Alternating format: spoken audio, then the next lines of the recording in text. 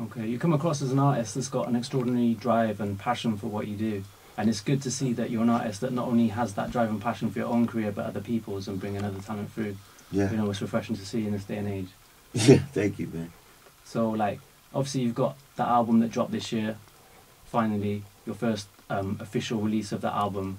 Obviously there was an album that was due out around 2005 time, if I'm correct, Yeah, just you're right. right. Yeah, right. Obviously, you just mentioned earlier about false starts and you know how doors get shut in your face. So, how did the whole situation with that album, obviously not seeing the light of day, or not officially seeing the light of day, to this new album hitting your 30th birthday this year? How has that all kind of culminated for you, as we speak? Yeah, well, I think that my first album is a great case study because a lot of folks come into the game thinking they're stars, thinking they're ready for all of the trappings of having a hit record and feeling that their music is ready and it's ready to be consumed by the world. And I learned a hard lesson that as incredibly talented as you may feel like you are, as commercially viable as you may feel your music is, when you're dealing with a record company that has artists on their label like Lil Wayne or, Universal Motown, the Interscope family, the Def Jam family, some of the names are just, so massive.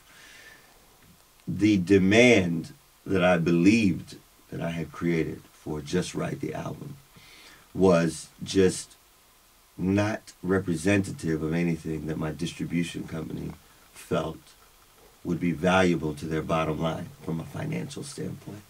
They didn't believe that there was enough demand for my album, my music, my artistry, etc. And so I went and I did another album on Cassie. We had a huge record. Millions of dollars from a publishing standpoint.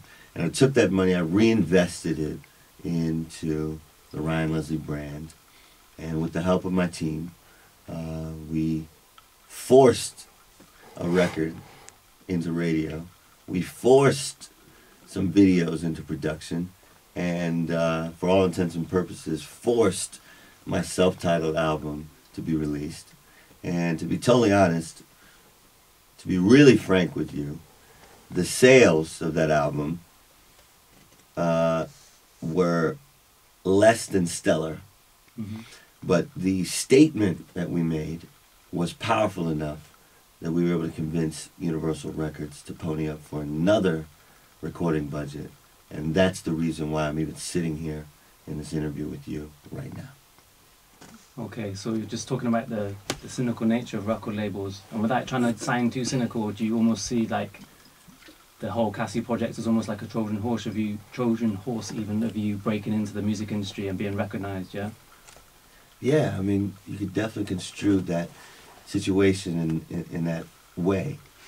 After we broke Cassie, we took the online marketing strategy to an entirely new and different plateau. We took the idea that a record could be made inexpensively to a new plateau. We took the idea that a record made inexpensively could go from online to offline and traditional media like radio and television, and then go internationally. We took that concept to another plateau. It made people sort of scratch their heads and say, okay, maybe we were missing something with this Ryan Leslie guy. And, we're looking to replicate that success. And it's turned out to be quite a challenge, but we've had a good time doing it. Okay, so you were just talking about your online marketing strategies that you've used for both yourself and also Cassie. So obviously that can also be a double-edged sword, because with the benefit of, the promotion, the free promotion even, it doesn't cost anything to set up a MySpace, a Twitter, even a Facebook.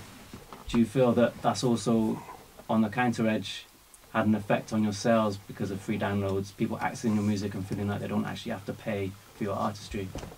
Yeah, and I feel like that's something that needs to be earned, because, I look at my homie Drake. He put out 3 mixtapes for free, Mm-hmm. all right? And then once he came with the song that people really loved and enjoyed, 600,000 people went and downloaded that song. You know, so for me, I believe it's about timing, and it's about creating that piece of content that is timed correctly with its release, and people are gonna buy it. You know, so that's my constant goal.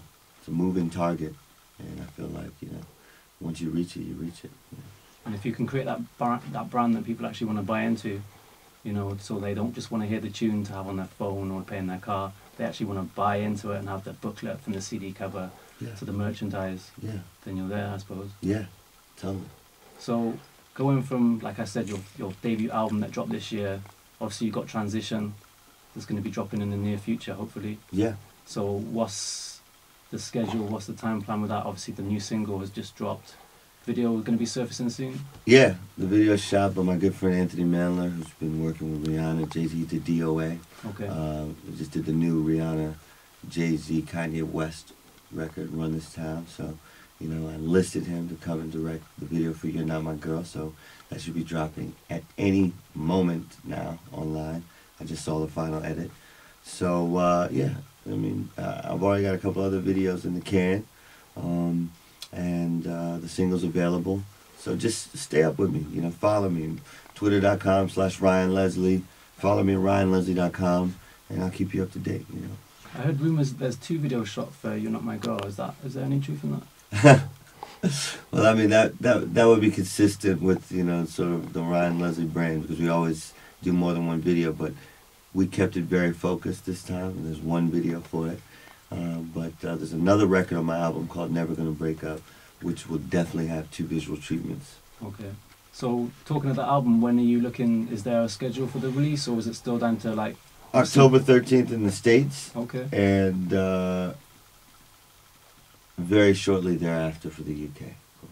Okay, and for the future of Next Selection? For the future of Next Selection, I mean, that's a huge, broad question. I mean, we could be in here for many, many hours talking about the future of Next Selection from an online standpoint, from a consulting standpoint, from a talent development standpoint, from a music production standpoint, from the future albums and releases from Ryan Leslie's standpoint. I mean, all of those are in our future, and we're very excited about each and every individual aspect of the growth of the organization and the brand. So there's a lot to look forward to. Yes. Any artists that you could give us an insight into who's going to be, you know... Chris Ivory. Very excited about Chris Ivory. Very, very excited about her. We have a record called Next to You, which has gotten an amazing response. And, you know, we're developing her into being the best artist that she can be. Okay, so wrapping up, one question I just want to ask. Obviously, you're, like I said, you hit 30 this year. You've achieved so much in your life already. What are your career goals, and what are your achievements that you hope to kind of fulfill in the future? In a nutshell. The sky's the limit. The sky really is the limit. And, you know, for right now, I'm on a crusade because, I have no sort of false assessment of where I am in my career. I know where I would love to be, especially when I look at the careers of the folks I consider icons, like James Brown, Stevie Wonder, Michael Jackson. So I know that I'm far from the reach and the exposure of those artists, and I look forward to writing the music that will be sung around the world and will afford me the opportunity to continue doing what I'm doing and reach the greatest mass of people that I can possibly reach via my music and my hard work. So really and truly, it's all about just pushing things as far as you can possibly take them. That's right.